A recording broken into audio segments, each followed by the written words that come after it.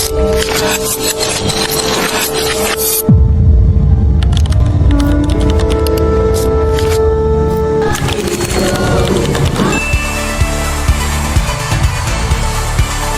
hi guys, ako po ay nasa isang speaker po natin, si Nanay Lorna kanina. At ang aking reminder po, the enemy is a deceiver and the father of lies. Therefore, do not give him space to deceive us. Praise God po sa buhay po ninyo. Kagaya ng larong ito, let us be sensitive to the voice of the Lord when we obey Him. Pag-iisip upang maunawaan ninyo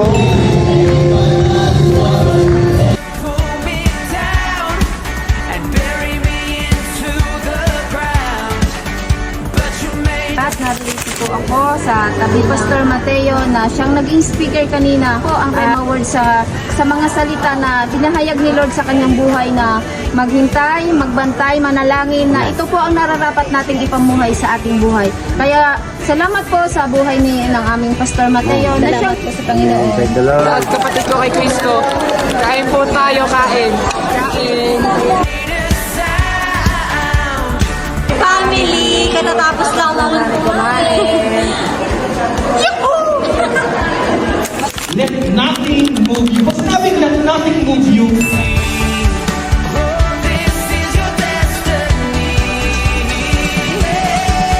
Nag-rema word po sa akin. We are not a warrior. We are a warrior. Let us hold the line, stand firm in faith, let nothing move you. Amen. Glory to God. So, ngayon po is where we're going to do a bonfire po.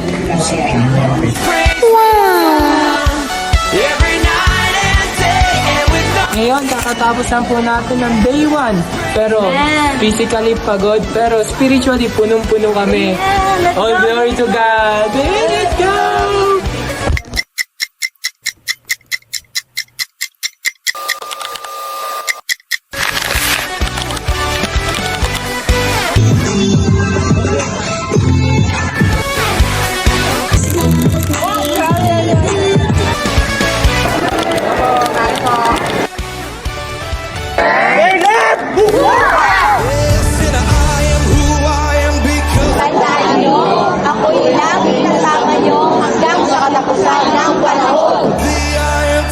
Morning guys, kain tayo.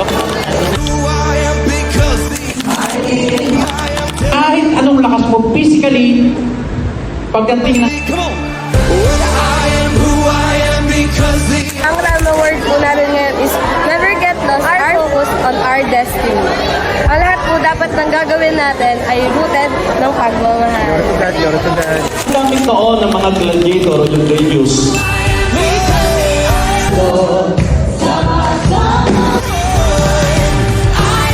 At ang rema po namin ay kung handa ang kaaway, dapat mas maging handa po tayo.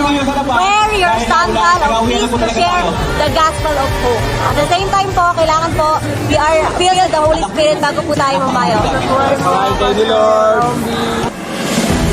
Are you afraid to take your position as God's army? Don't be, because He is with you. And the army of God is fighting and standing with you. Don't be afraid. You're not alone. We are here for you. So fight the good fight of faith with HDB family.